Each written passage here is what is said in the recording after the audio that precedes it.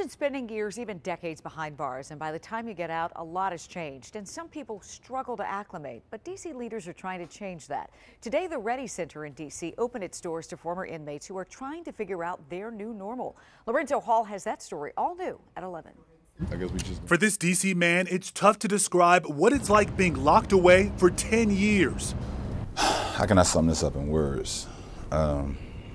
O.B. English was convicted of a number of violent crimes in 2008 and started his decade-long sentence at the D.C. jail. While he was away, a lot has changed. The iPhone was in its infancy. Uber, unheard of. English's world was also altered. His son, now 13, was put into foster care. Both my mom and my father passed.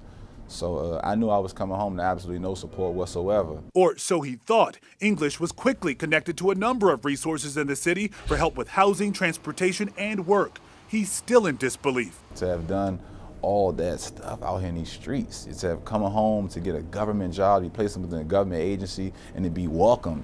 That welcome is critical, and it's now steps away from the D.C. jail. When inmates are released, the city is providing help with everything from getting a driver's license to behavioral health services, all in one place.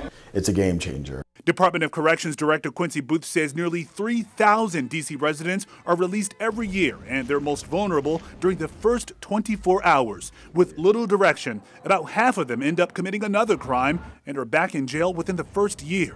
We don't want to see people back in our care, and sometimes they're in our care because they don't have access to some of these things. I feel like I'm a fish getting put back in the water.